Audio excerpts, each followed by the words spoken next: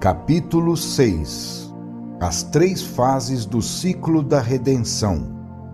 Vimos no capítulo precedente que a personalidade é constituída por um feixe de forças em movimento e que o destino é a trajetória desse movimento.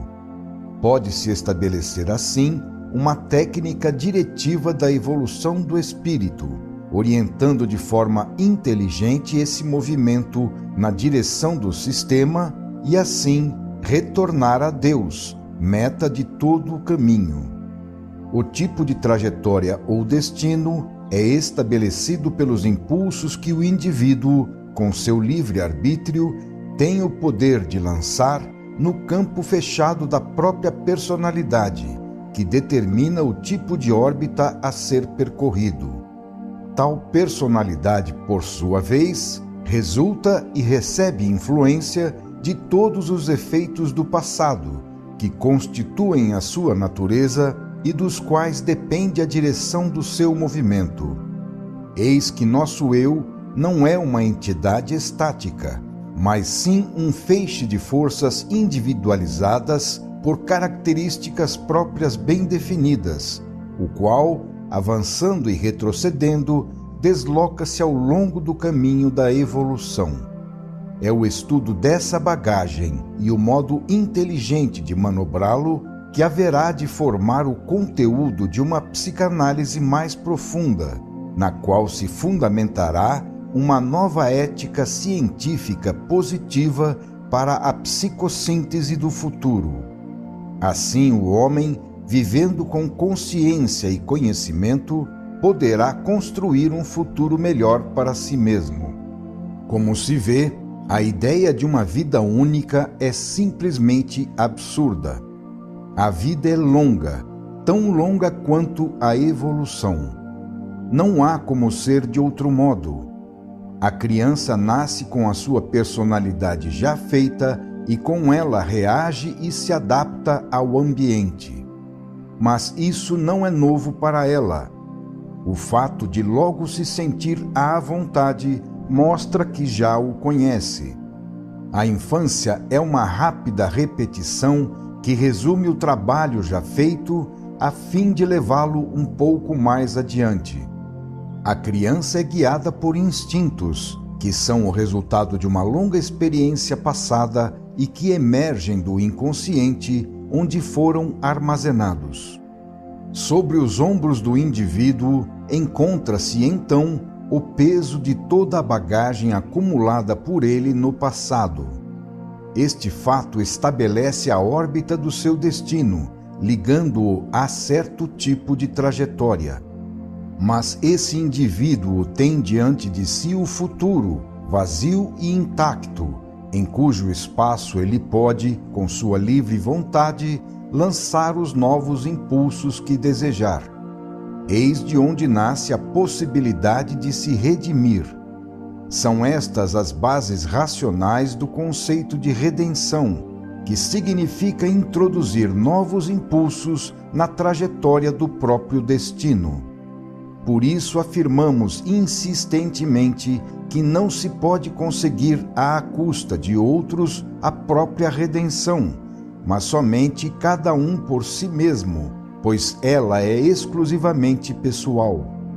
Os destinos são individuais e constituem um campo fechado, que, à semelhança do organismo humano, pode ter contatos e trocas sem jamais perder a sua identidade, apresentando alta estabilidade, tanto que rejeita qualquer elemento estranho.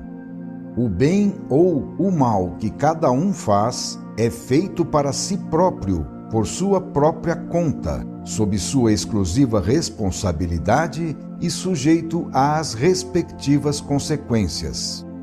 Eis então que, seja qual for o seu passado, é oferecida ao indivíduo a possibilidade de corrigi-lo.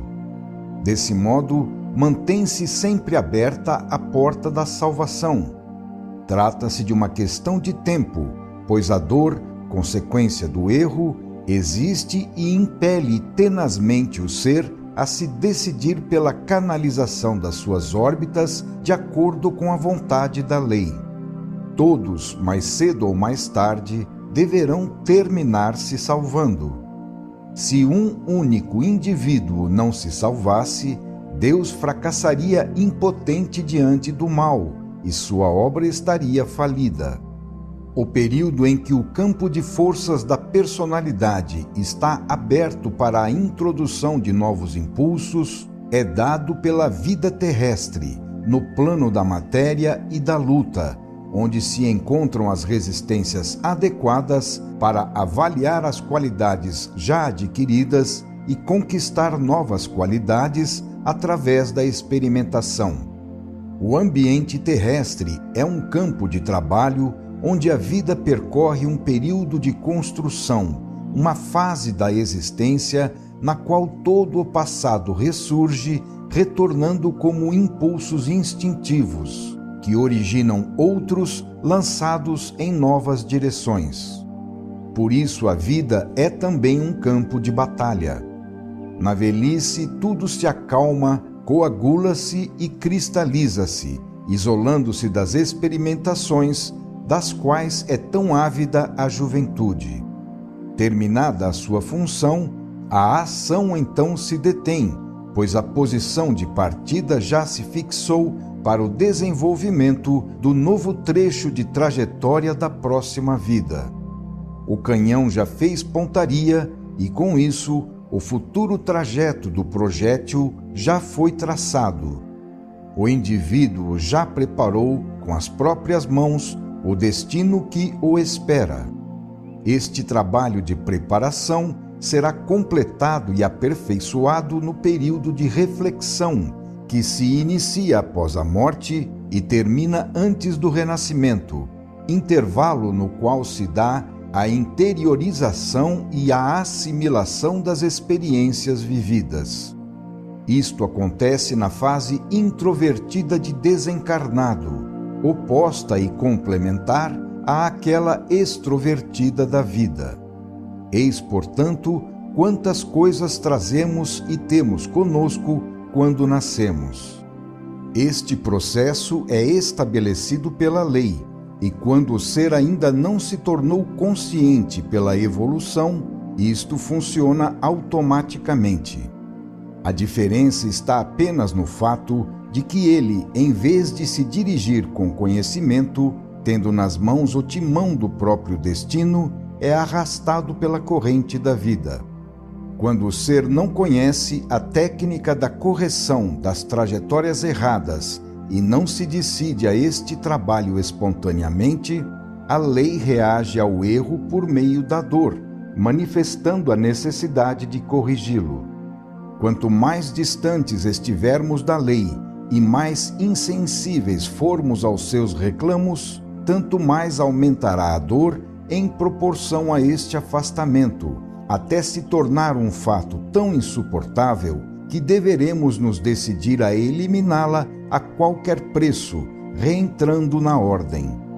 Tal potência de correção automática deve-se ao fato de que o afastamento da trajetória individual, daquela traçada pela lei, produz no ser um estado de desordem, de desarmonia, de dissonância, que é percebido como dor.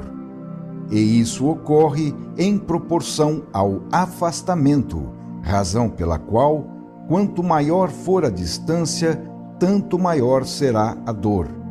Adiante explicaremos melhor estes conceitos. Esta é, portanto, a técnica do automático e irresistível chamamento que impulsiona as órbitas desviadas a reentrarem na justa órbita da lei, que assim não teme o mal e sempre termina por vencê-lo, utilizando-se dele como instrumento de salvação, pois a dor é uma ferramenta segura para a correção das órbitas erradas. Agora que já vimos a técnica da correção em suas linhas gerais, vejamos o seu funcionamento de modo mais particular, observando como se comporta o homem que, estando encarcerado dentro daquele funcionamento, deseja conduzir-se a seu modo. Isto nos permitirá ver como se desenvolve a luta entre as duas vontades opostas e como a vontade da lei termina por vencer, levando o ser à salvação. Todo o caminho da evolução é uma luta entre antissistema e sistema, que se conclui, porém, depois de tantas fadigas e dores, com a vitória do sistema.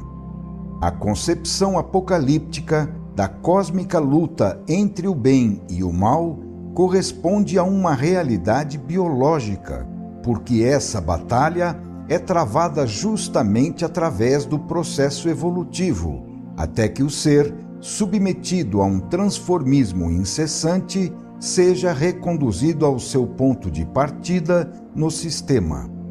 A técnica dessa redenção, por meio da evolução, realiza-se ao longo de um processo trifásico, que ao nível humano desempenha a função corretora das trajetórias mal orientadas para levá-las aos trilhos da lei, dirigidos na direção do sistema. Este processo realiza-se de um modo típico, que poderemos chamar de ciclo da redenção. Seu desenvolvimento abrange 3 tipos de experiências, cada uma das quais pode se estender a uma ou mais vidas. O fenômeno é dividido em 3 momentos ou períodos. Observaremos então o seu desenvolvimento em 3 situações distintas. Se observarmos o fenômeno em seu aspecto evolutivo, como processo construtivo do indivíduo, poderemos definir as 3 fases da seguinte maneira: primeira, ignorância; segunda, experimentação; terceira, conhecimento. Se observarmos o fenômeno por outro lado, no seu aspecto retificador e salvador, como correção na direção do sistema, daquelas trajetórias erradamente lançadas para o antissistema, poderemos ver aquelas 3 fases de outra forma. Primeira, a fase inicial do erro, dada pelo lançamento da trajetória errada. Segunda, a fase curativa pela dor, dada pela correção da trajetória. Terceira, a fase resolutiva da redenção ou salvação, dada pela trajetória justa. Em ambos os aspectos, o processo termina sempre com a chegada ao conhecimento, à salvação ou redenção, ou seja, a um estado no qual essas metas são atingidas. Analisemos então as 3 fases. Primeira fase. O ponto de partida do processo de experimentação é a ignorância e o erro. Mas por quê? Se o ponto de chegada do ciclo é o conhecimento, é lógico que no seu extremo oposto, o ponto de partida seja a ignorância. O ciclo move-se em sentido evolutivo. Portanto, se a meta para a qual ele tende é o sistema, com as qualidades positivas já conhecidas por nós, então a sua origem só pode estar no antissistema, com as qualidades contrárias. Eis então que no início de sua primeira fase, o indivíduo vive nas trevas, sem conhecimento, e age por tentativas, sendo por isso conduzido ao erro. Além disso, pelo fato de se encontrar ainda mergulhado no antissistema, o seu impulso natural é para baixo, na direção do mal. Assim, o movimento tende a se verificar no sentido contrário à lei. Como se vê, desde o início, o fenômeno já aparece assentado sobre essas características de negativismo, no qual fica enquadrado durante o seu desenvolvimento, não obstante isto signifique o seu emborcamento. É exatamente esse tipo de colocação do processo sobre o erro em posição anti-lei, já na sua primeira fase, que leva a estabelecer desde o princípio, seguindo uma fatal concatenação, as características da segunda fase, destinada fatalmente a ser de dor, porque o involuído, privado de consciência e conhecimento, não sabe se autodirigir com inteligência e, assim, apenas se deixa arrastar pelos instintos, que provém, neste caso, de seu nível evolutivo anterior no antissistema. Como corrigir então tais erros, fazendo compreender quem ainda não tem capacidade para isso? Justifica-se assim o aparecimento posterior da dor, necessária na segunda fase para desempenhar a função de corrigir o erro.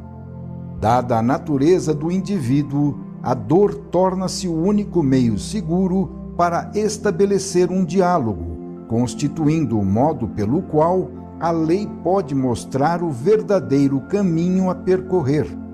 Como se vê, tudo é consequência do ponto de partida do ciclo, do qual depende o lançamento, a direção e todo o desenvolvimento da trajetória. Parte-se, em suma, de um estado de involução, de um edifício destruído. O conteúdo do fenômeno só pode ser, portanto, um trabalho de reconstrução por meio da evolução. O ser só pode encontrar sobre o seu caminho a necessidade de esforço, indispensável para percorrê-lo. A causa primeira de tudo está na natureza humana egoísta e separatista, que é levada a procurar somente a vantagem e o gozo próprios, não se detendo a não ser quando obrigada pelo aparecimento da dor e do dano próprios. Como frear ou parar o ser, então, no caminho da descida para o antissistema para o qual ele tende, se não por meio dos seus sofrimentos? Desse modo, a cada erro, a lei reage com uma dor proporcional, levando à obtenção de resultados tão ruins que faz cessar a vontade de repeti-lo, cumprindo assim a sua função corretiva e atingindo sua principal finalidade, que é ensinar e, portanto, eliminar o erro. Sofrendo, o ser aprende aquilo que não é capaz de aprender por meio do raciocínio. Quando o aluno não possui ainda a inteligência para compreender, a sua formação vai sendo feita justamente à custa de luta e sofrimento, pois a lei não pode usar outro método na escola. E é necessário ensiná-lo a fim de que ele, aprendendo a lição, possa salvar-se. É assim que a primeira fase, aquela de ignorância e erro, é a lógica e fatal premissa da segunda, de experimentação e dor. Se o homem possuísse o conhecimento das consequências da sua conduta errada, não incorreria nelas e, assim, não teria que seguir o longo percurso das 3 fases. Embora não saiba, ele deverá aprender às suas custas que num universo regido por uma lei feita de ordem, qualquer violação desta ordem, pela própria natureza da infração, deve inevitavelmente doer em quem a pratica. Isso porque com a violação é gerado aquele estado anti-lei que, traduzido em termos de vibração, significa um estado arrítmico de dissonância, por meio do qual se produz no ser, situado no organismo do todo, a sensação daquele efeito negativo chamado dor. Trata-se de uma dura consequência, porém segura e até mesmo salutar, porquanto funciona como um benéfico processo de depuração, pois eliminando o erro que a gera, a dor termina por se eliminar a si mesma. Devido à repugnância que o homem tem pela dor, o fato de associá-la repetidamente à ideia do erro terminará por fixar em sua mente a aversão ao erro, de modo que assim, eliminada a causa, também desaparece o efeito.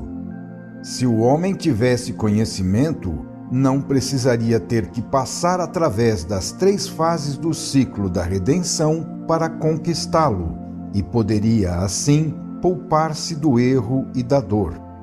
O ser mais evoluído não segue este longo caminho para chegar ao estado de salvação, porque ele a atinge diretamente, evitando entrar na primeira fase e, com isso, esquivando-se às premissas do ciclo, que obrigam a seguir o desenvolvimento até o fim. Mas só ele sabe fazer isto sozinho, pois seu ponto de partida não é o estado normal de involução.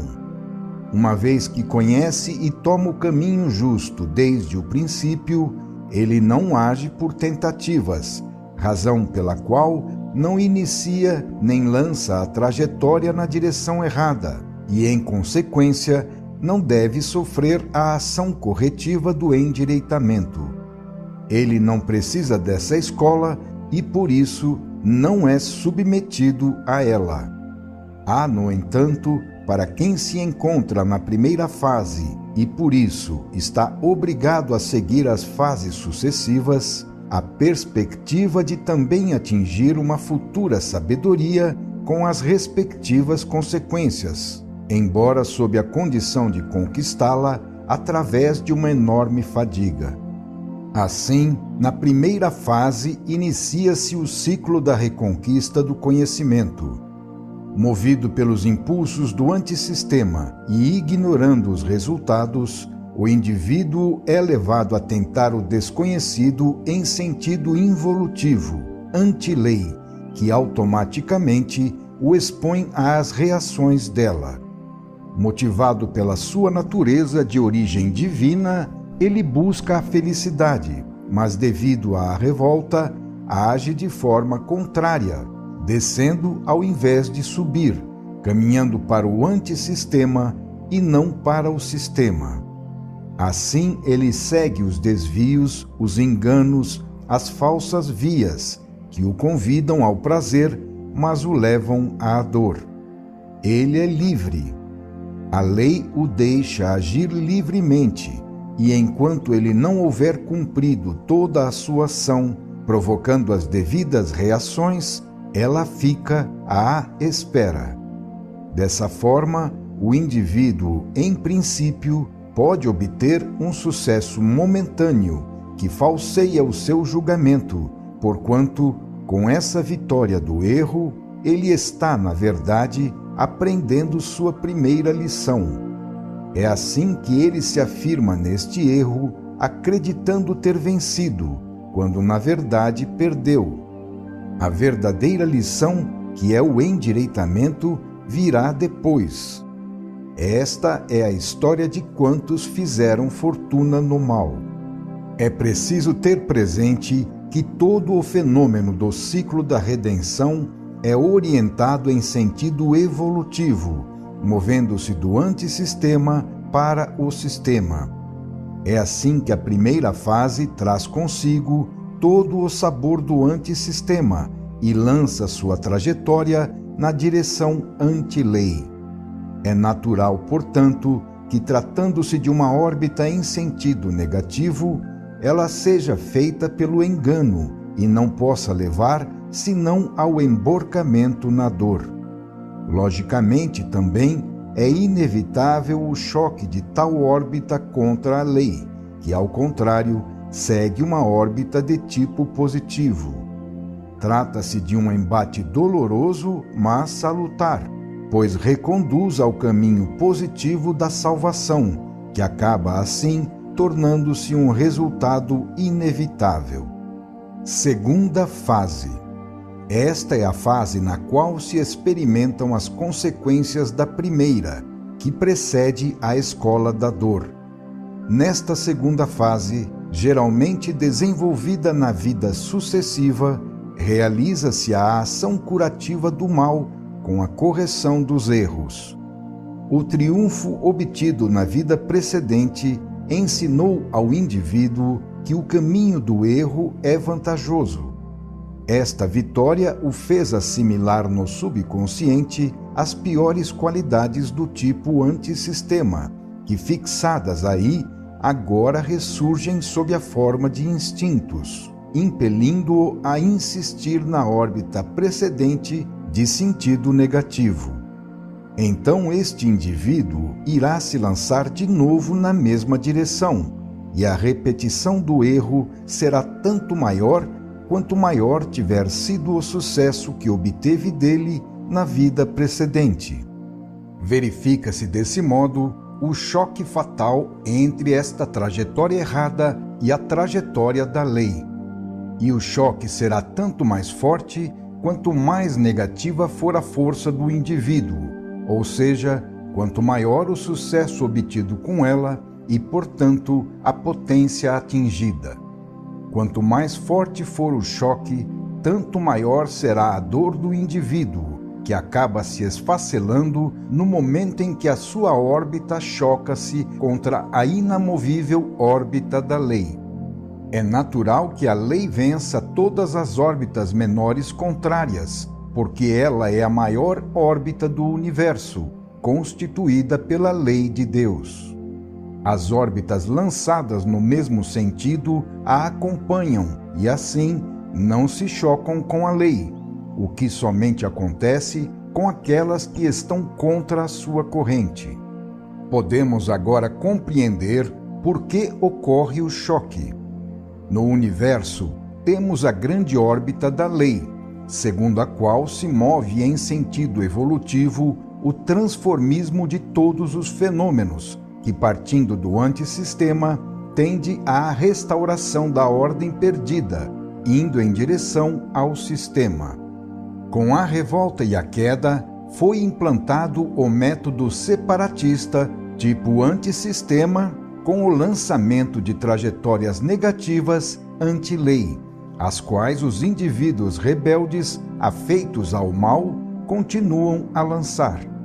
Mas, como acenamos anteriormente, essas órbitas seguem na direção oposta àquela órbita positiva da lei.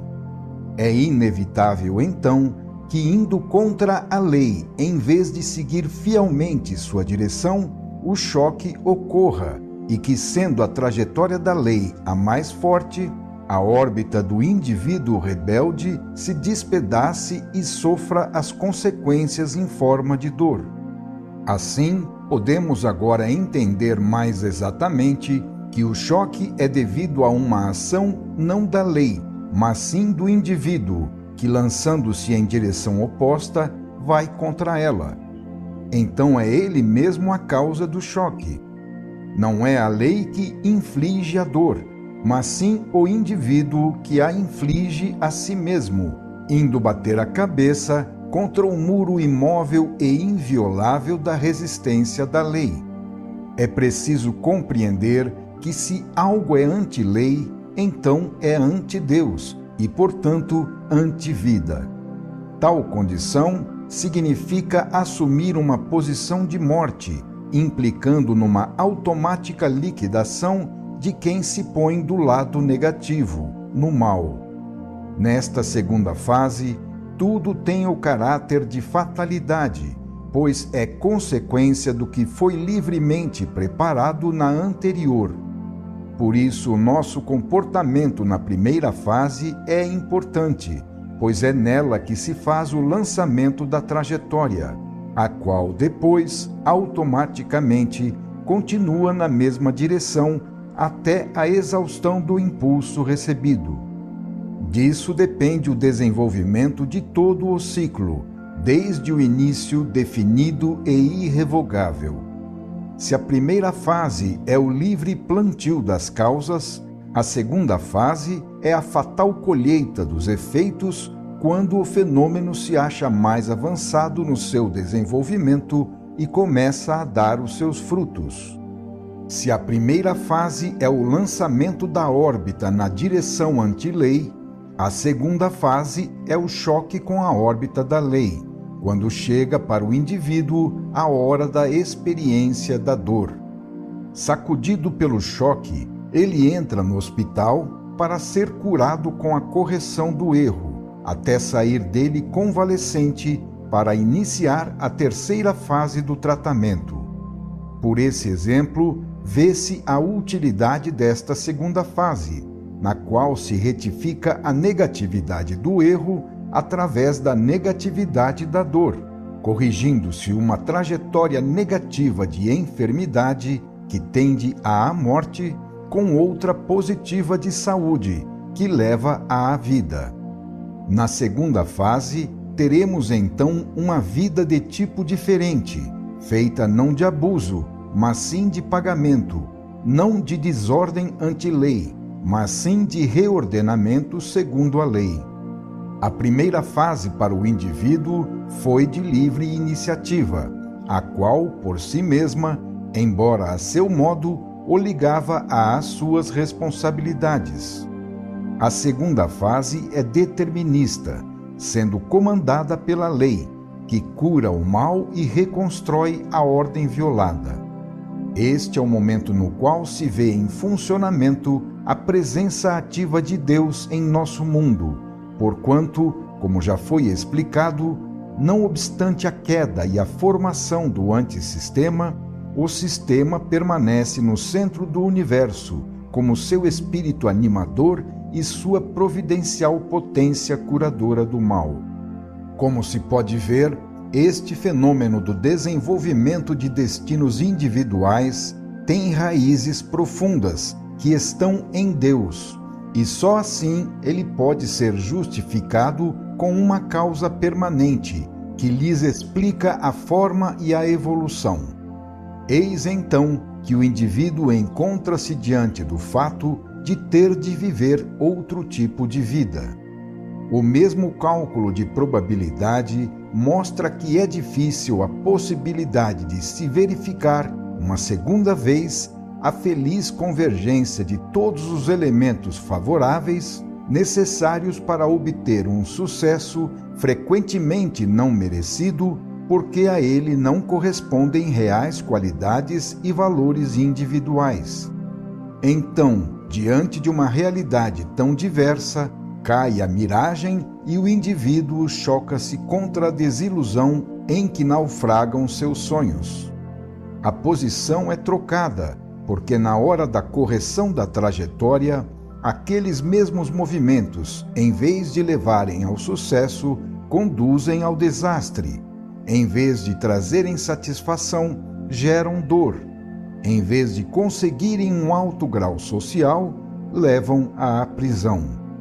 Esta é a resposta para aquela fácil objeção que poderia ser levantada quando se observa a realidade da vida, que nos oferece o espetáculo de homens malvados e bem-sucedidos gozando o fruto de sua iniquidade e zombando da lei e da sua justiça.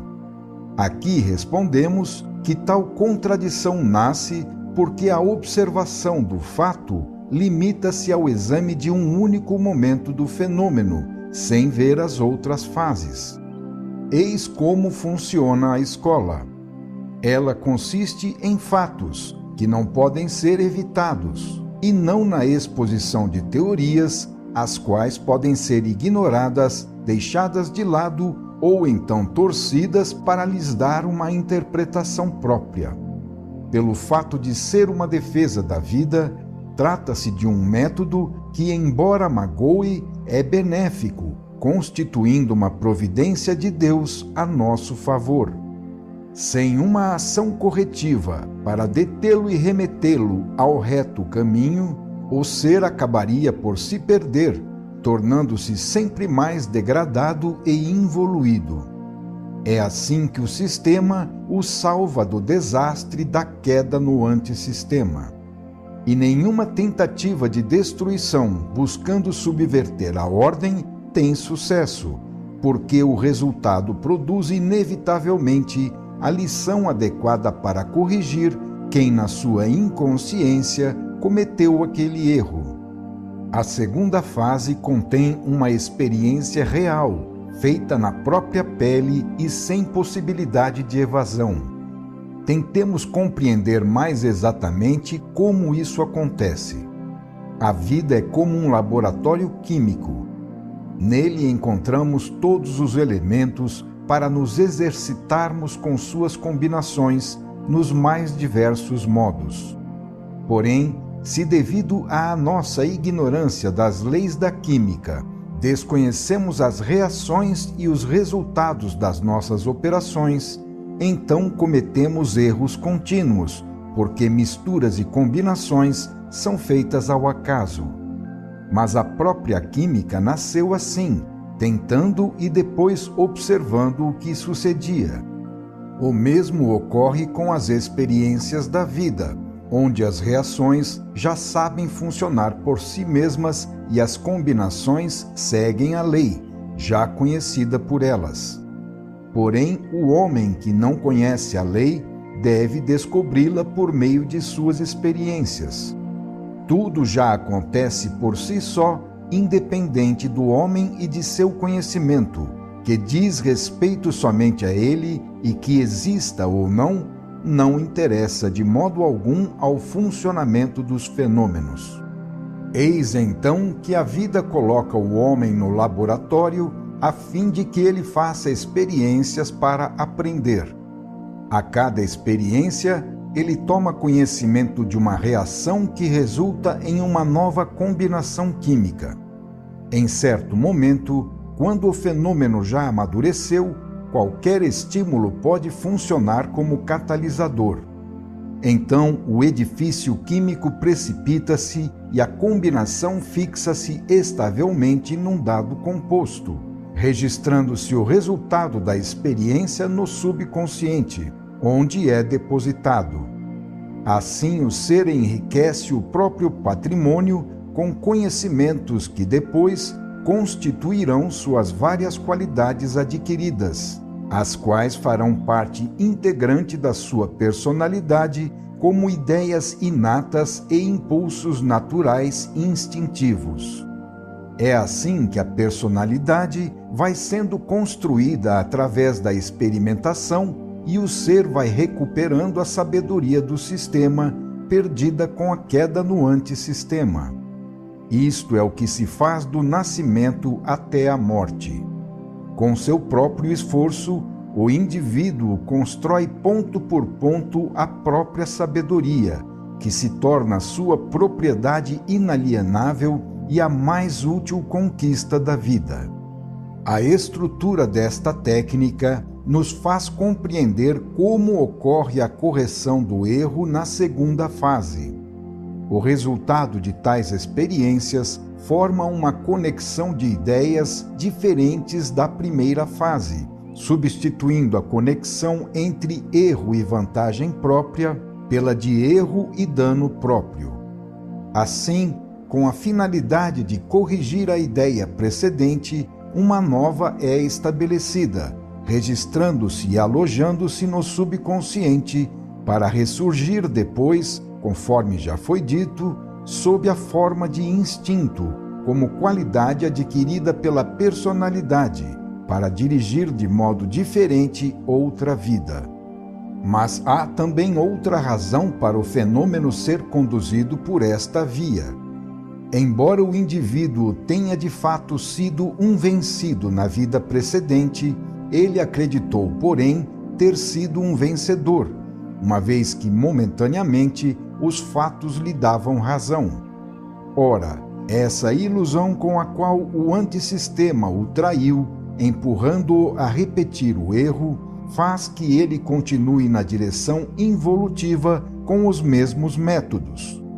Mas, como já vimos, quanto mais decidido foi o lançamento da nova órbita em sentido contrário ao da lei, tanto maior é o sucesso até então obtido naquele caminho. Tudo isso, ao invés de fazer o indivíduo aproximar-se dos mais evoluídos, leva-o a cair num ambiente de involuídos, ao lado não dos melhores, mas sim dos piores.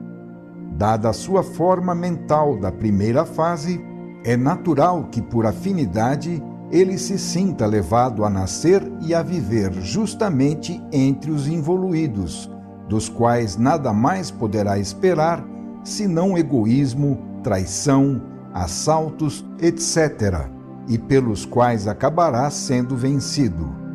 Se na vida precedente foi fácil para ele aproveitar-se de pessoas simples e boas, enganando-as, dessa vez, entre pessoas bem duras, ele levará a pior. Aqui, o jogo dessa correção do erro torna-se mais complexo. Qual é, então, no processo da evolução, a função desses elementos piores que, embora tenham de se redimir, vencem na primeira fase à custa de quem sofre na segunda fase? A lei, sendo um conceito ou princípio imaterial, não se manifesta em nosso plano senão através das forças e formas que a exprimem. Quando exige do violador compensações para restabelecer a ordem, a lei usa como executor do débito e da divina justiça outro indivíduo mais atrasado, que encontra no devedor uma oportunidade para satisfazer seus instintos maléficos. Para quem sofre o dano, este processo constitui uma purificação, e para quem o impõe ao outro, significa cair na tentação de cometer o erro. Assim, quem se encontra na primeira fase do ciclo, na qual se cometem os abusos, é utilizado para dar uma lição corretiva em quem se encontra na segunda fase, na qual se realizam os pagamentos. O mesmo ato cumpre nas duas direções funções diversas. Assim, o mal, nas mãos de quem o faz, é culpa e débito para pagar depois à lei, e nas mãos de quem o recebe, é instrumento de redenção e pagamento da dívida à lei. Assim, todos trabalham para o mesmo fim em diversas fases do mesmo ciclo. Aqueles da primeira fase preparam sem querer a escola para os da segunda fase, mas quando atingirem a segunda fase, deverão, por sua vez, receber a mesma lição por parte dos novos que iniciam o ciclo na primeira fase. Aparentemente, os dois tipos são inimigos, porque um inflige dano e o outro o recebe, mas eles, na realidade, colaboram fraternalmente para o bem comum, porque os da primeira fase experimentam através do erro, enquanto os da segunda seguem o curso da redenção. É assim que, na sabedoria da lei, até mesmo o mal termina por desempenhar uma função de bem. Então, quem acredita que trabalha em sentido negativo para o antissistema, na verdade trabalha em sentido positivo para o sistema.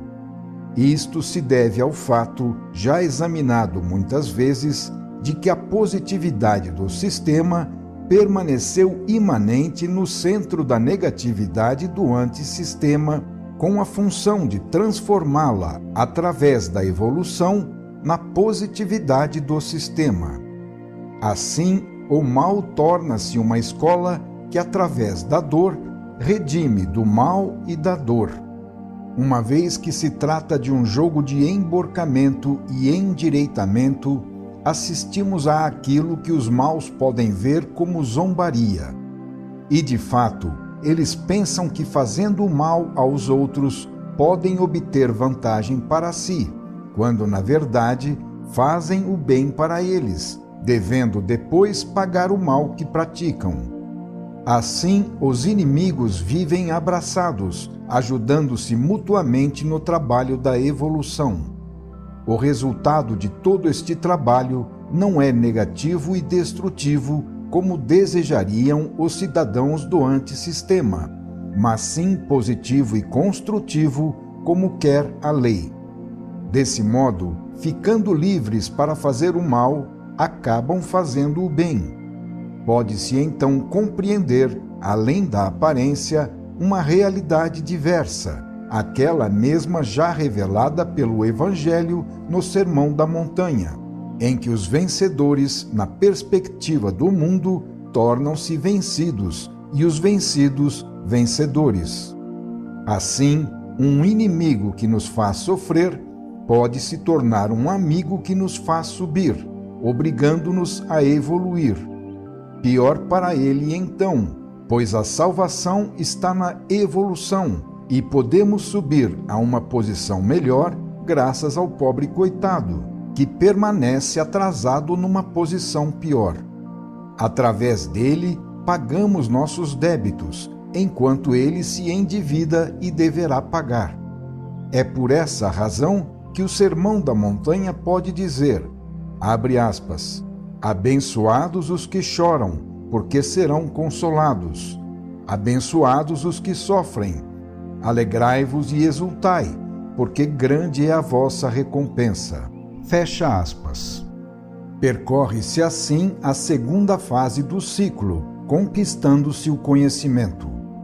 Tudo isso, porém, não se resume a um fato único e imediato, mas sim a uma reconstrução executada em cada detalhe, por graus, ponto por ponto, em todos os campos e sob todos os aspectos da vida, envolvendo sentimento e intelecto. O ciclo da redenção, portanto, não se realiza numa única zona do indivíduo, mas é um fenômeno que se repete a cada passo, em cada setor, em tantos casos quantos são os elementos do conhecimento, para reconstruí-lo em todos os seus detalhes. Embora o conteúdo específico da experimentação varie, a técnica trifásica do ciclo, com a qual se realiza a evolução, não se modifica, mantendo na segunda fase a sua característica de falência dos métodos da primeira. Assim, a desilusão permanece, pois são obtidos resultados opostos aos precedentes, terminando-se por viver na corrente contrária à da primeira fase, que foi vivida na ante-lei.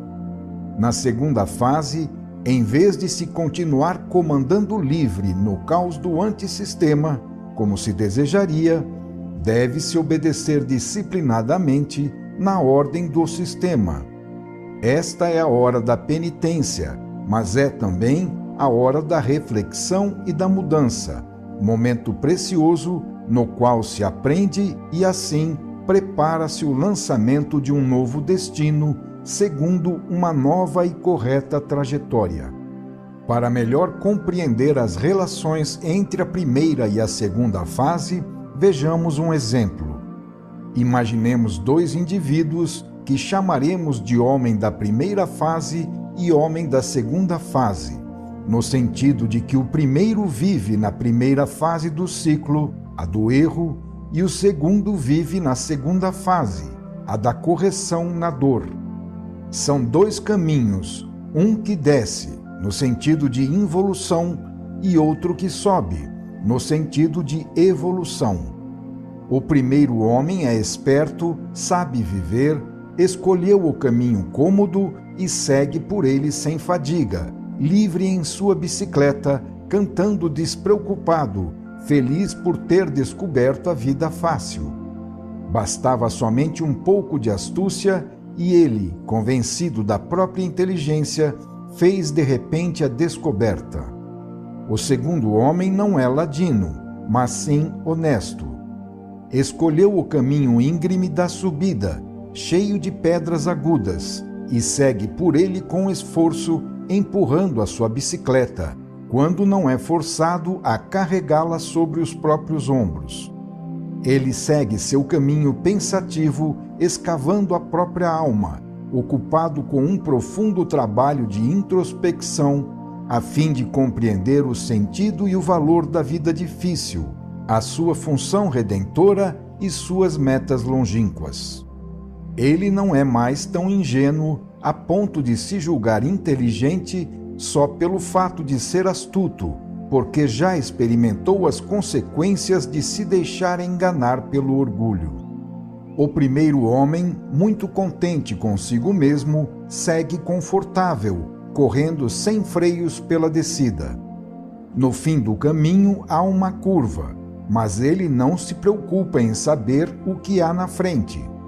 Tudo é tão fácil e belo. Então o que importa? Ele sabe o que faz, é ladino. Na sua inconsciência, plenamente satisfeito consigo mesmo, olha com lástima o segundo homem, cansado na subida, e pensa, abre aspas, Como é possível ser tão estúpido para escolher um caminho tão incômodo, quando se pode tomar este outro tão confortável que eu escolhi? Fecha aspas. E tem vontade então de gritar, abre aspas, muda o caminho, seu tolo, não sabes viver, fecha aspas. Por sua vez, o segundo homem olha o primeiro, pelo qual é julgado, e pensa, abre aspas, coitado, com seu modo de agir, está destinado a se espatifar. Adverti-lo é inútil, porque ele está convencido de que é o sábio e eu o idiota, pois o sucesso imediato lhe dá razão. Fecha aspas. Nas margens do caminho estão os pregadores moralistas, que o advertem do perigo, mas ele é astuto e não se deixa enganar. Porém, no fim, a lei vai ensiná-lo, fazendo-o aprender com a própria experiência e não com a alheia, deixando-o quebrar a própria cabeça em vez de ver a cabeça partida dos outros. Não seria justo que um simples aviso permitisse ao culpado desviar-se ou parar a tempo. Ao contrário, uma trajetória, uma vez lançada, deve ser percorrida até o fim. O segundo homem, por sua vez, continua a pensar, abre aspas, eis que é inútil avisá-lo. Afinal de contas, esta é a linha traçada pela lei e não posso mudá-la. Se ele não se espatifar na curva para aprender, como já aconteceu outrora comigo, ele jamais compreenderá e assim não se decidirá a deixar o caminho do erro e a seguir a via correta segundo a lei. Só nos resta, então, deixá-lo nas mãos de Deus. É necessário experimentar para crer. Fecha aspas. A conclusão é que, devido à própria natureza do homem, a sua via natural é traçada pelas 3 fases do ciclo da redenção, razão pela qual não se pode retornar à felicidade do sistema senão pela dura via do erro e do pagamento com a própria dor. Construído assim, com os elementos que o constituem, o fenômeno não pode seguir outra linha de desenvolvimento. Teremos sempre indivíduos do primeiro e do segundo tipo de homem. E os primeiros somente compreenderão os segundos depois de haver chegado, através de seus erros e correspondentes choques com a lei, à segunda fase, onde encontrarão a dor. Para quem ignora a estrutura da lei, não é possível compreender, sem ter antes passado pela experiência, que não se poderá jamais chegar à felicidade pela via fácil da descida, mas somente pela via difícil da subida, na qual se encontra o caminho adequado para alcançá-la. Que o universo, na complexa organicidade da sua ordem, seja regido por uma lei de fácil e injusto arrivismo, só os involuídos, ignorantes da realidade, podem pensar. Terceira fase. Assim como a primeira fase leva à segunda, que a continua, a segunda leva à terceira. Na primeira, o indivíduo é alucinado pela visão deformada da realidade no antissistema. Ele não vê a lei como força vital amiga, mas sim como um inimigo ao qual é preciso vencer. Por isso, seu valor consiste em lhe desobedecer. Assim, ele se lança imediatamente numa órbita negativa, e o sucesso imediato que obtém o engana, porque o levará a se chocar com a lei. Sobra-lhe tempo para se confirmar no engano, porque aquele choque só ocorre após a trajetória ser toda percorrida e o mal tiver sido feito. Antes de chegar a este ponto, o fenômeno do movimento das forças necessárias deve se desenvolver todo numa determinada direção. Assim, o pecador pode cometer livremente todas as culpas que quiser e concluir sua vida com a convicção de estar com a verdade. E até certo ponto, os fatos acabam lhe dando razão. Mas assim, ele iniciará uma nova vida, lançando-se a toda velocidade na segunda fase, que é de penitência. Dados estes precedentes, o choque é fatal. Desta vez, o indivíduo não encontra o caminho livre para desenvolver a experimentação a seu modo, pois, enfrentando condições opostas, acha-se bloqueado pelas resistências da lei, contra a qual vai se chocar, sendo assim obrigado a se corrigir. O dano do choque recai completamente sobre o próprio indivíduo que o provocou. A correção da trajetória é uma consequência do fato de se obter resultados opostos aos previstos. A primeira fase é positiva para o indivíduo, mas negativa diante da lei. A segunda fase é negativa para o indivíduo, mas positiva diante da lei. Podemos compreender agora a estrutura destes fenômenos, pois os volumes precedentes nos permitem orientá-los em relação ao funcionamento universal. A presença do sistema no centro do antissistema estabelece que deve ser reabsorvida a desordem pela ordem, a negatividade pela positividade. Compreende-se então que a fatalidade do choque implica na fatalidade da correção e da salvação, com o triunfo final do sistema sobre o antissistema. Chegamos assim à terceira fase. O seu conteúdo não é mais o trabalho de estabelecer condições de choque para a correção da trajetória e do erro, mas sim de confirmação da posição correta alcançada no final da segunda fase. Não basta receber uma lição, é preciso também absorvê-la. Não basta obter resultados, é preciso também assimilá-los, transformando-os em qualidades adquiridas, fixadas na própria personalidade. Na terceira fase, cumpre-se o processo da trajetória correta para experimentar as suas vantagens e assim confirmar a sua verdade. Para ensinar que este é o melhor caminho, é preciso que aos sofrimentos passados sejam acrescidos os bons resultados atuais. Assim, a função da terceira fase é confirmar definitivamente, num dado campo de experiências, a posição do erro corrigido e da lição aprendida. Trata-se de nos construirmos, conquistando o conhecimento. A dura lição da segunda fase dissuadiu o indivíduo de repetir os erros da primeira, e a lição da terceira o faz ver as vantagens de viver segundo a lei. Assim, agora, ele poderá ter uma vida de paz e alegria, na qual fará a experiência de viver na ordem e usufruir as respectivas vantagens, vivendo segundo a lei e não a antilei. Assim como na primeira fase formou-se a conexão entre erro, abuso, alegria, e na segunda fase formou-se a conexão entre erro, abuso, dor, forma-se na terceira fase a conexão entre ordem, dever, alegria.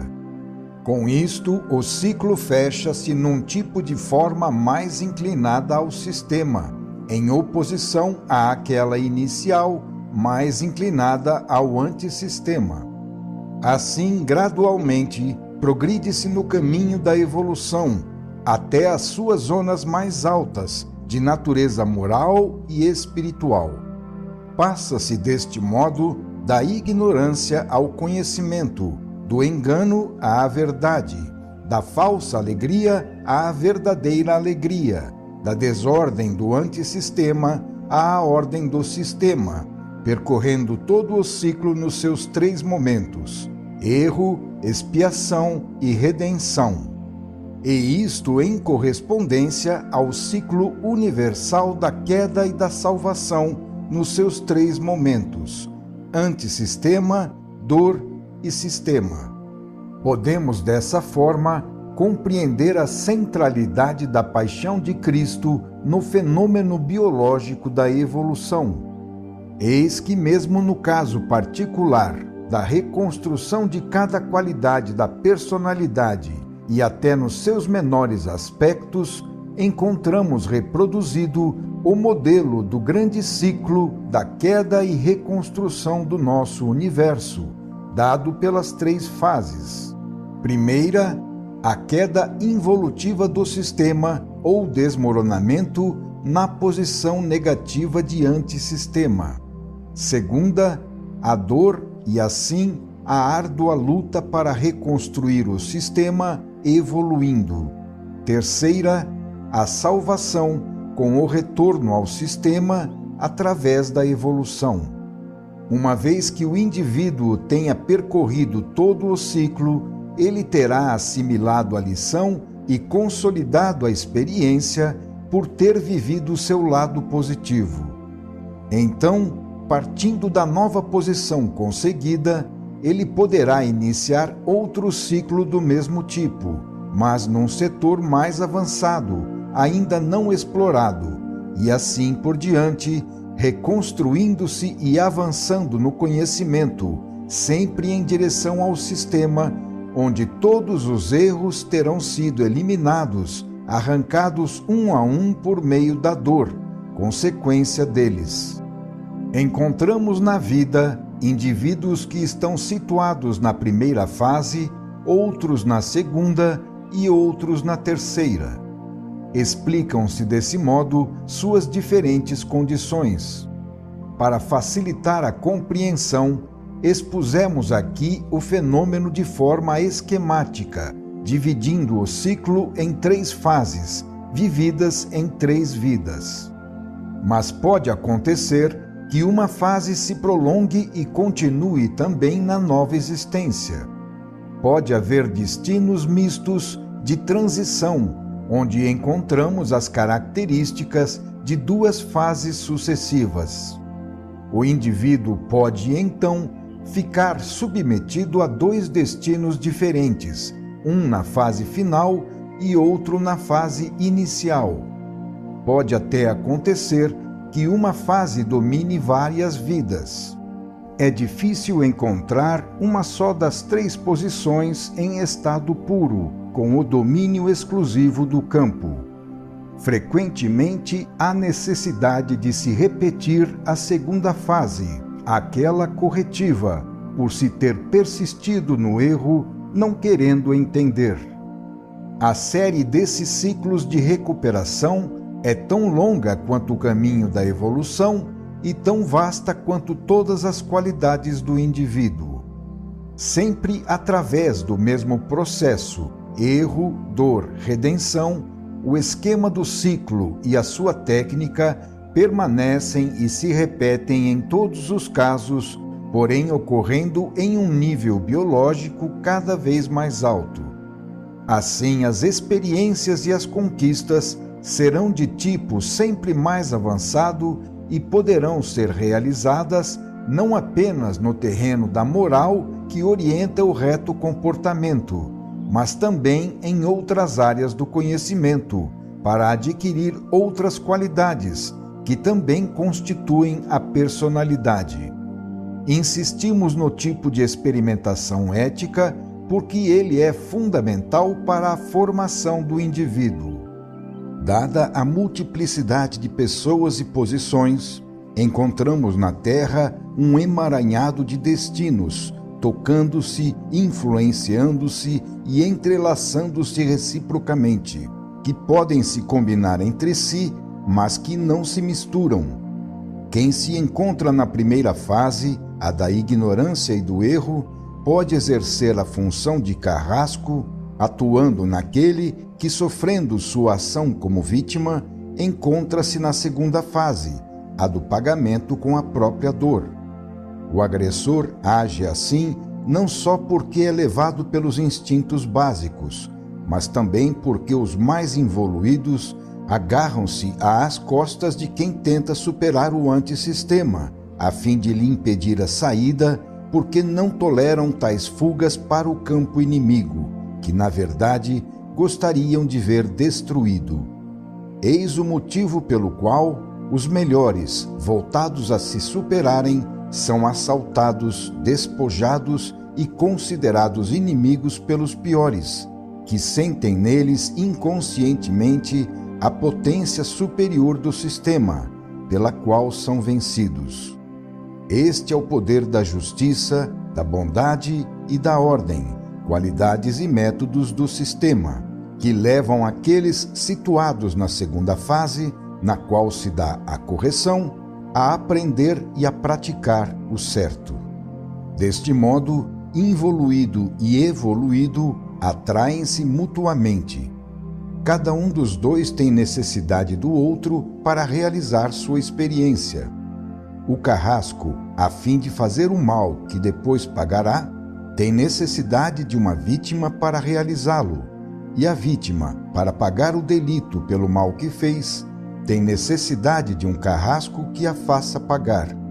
Procede-se a uma troca de serviços opostos, que são realizados em duas posições opostas, para fazer duas experiências também opostas.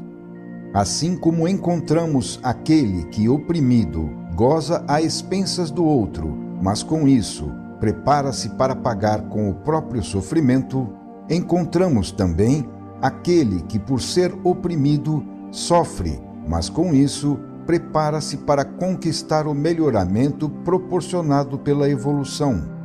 Com injustiças opostas e compensadas, forma-se uma justiça. Na realidade, a verdade que poucos veem é que, no primeiro caso, o carrasco, ao fazer os experimentos na primeira fase, prepara para si mesmo uma vida de expiação corretiva numa segunda fase, em que ele pagará, tornando-se vítima. E a vítima, que viveu a segunda fase, prepara para si uma vida de redenção na terceira fase, onde será compensada pelo que sofreu. Todos, sem saber ou querer, trabalham juntos, ajudando-se mutuamente. Também nesse campo, aplica-se a lei das unidades coletivas, que tende a engrenar vários elementos para formar um organismo.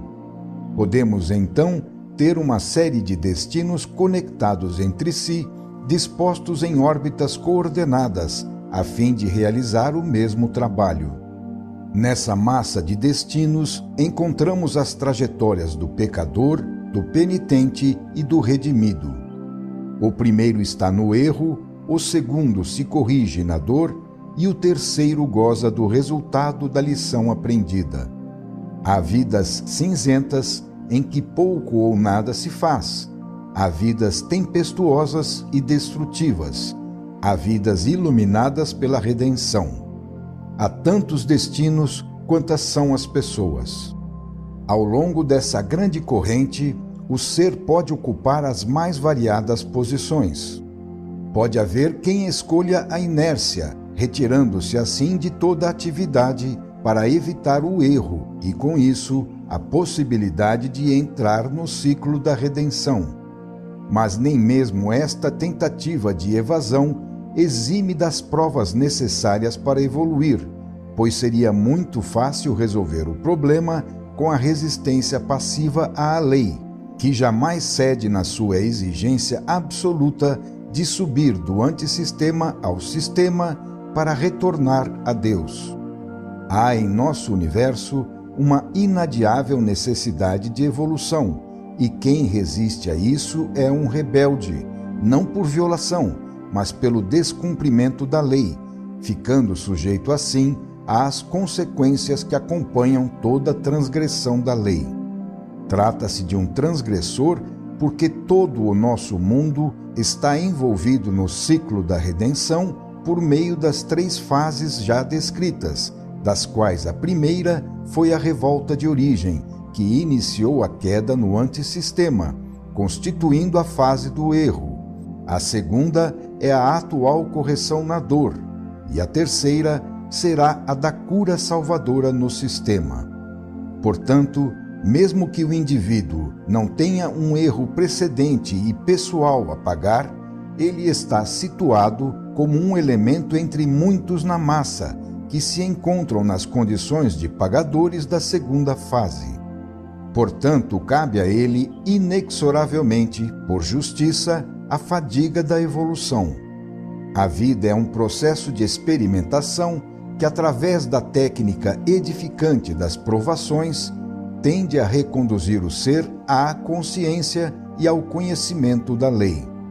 Mesmo que o indivíduo queira assumir uma posição neutra para não cair em culpa, ele se encontra sempre perseguido pelo aguilhão da lei, que o impulsiona adiante no caminho da evolução. Expliquemos estes conceitos com uma imagem. A evolução é uma pista onde o tráfego de automóveis avança num dado sentido. O seu percurso é o caminho da vida. O regulamento da estrada, representando a lei, estabelece uma velocidade média para todos, definindo no tempo o ritmo do transformismo fenomênico. O ser, durante sua evolução, permanece fechado não só dentro dos trilhos estabelecidos pelo seu determinado tipo de forma, mas também dentro de um determinado tipo de ciclo de maturação evolutiva própria dessa forma. Ele deve nascer, crescer, envelhecer e morrer segundo certo modelo orgânico e com um ritmo pré-estabelecido. Quem corre muito sobre a pista vai bater no veículo que está na sua frente. Este é o caso do gênio incompreendido que, antecipando os tempos, tenta ultrapassar a multidão de medíocres. Então, para se adequar à média, ele é obrigado a diminuir a marcha. Quem vai muito devagar na pista é atingido pelo carro que está atrás. É o caso do ignorante inerte que tenta parar o tráfego. Então ele é obrigado a acelerar. E há também o caso do inconsciente que sai fora da estrada e acaba batendo unicamente pelo seu próprio erro. Eis em cada caso um erro a pagar. Nesse capítulo, examinamos este último caso, mais comum e evidente, do indivíduo que sai da estrada, destrói o seu carro, recolhe os pedaços e, depois de repará-los, paga os danos e retoma o caminho da evolução. Também observamos, por último, o caso não menos típico do tranquilo fugitivo da lei, que desejaria deter-se no meio da estrada e, como um alienado, sentar-se para descansar. Naturalmente, um tipo assim será atropelado. Esta é a provação que aguarda o indivíduo quando ele não quer se mover.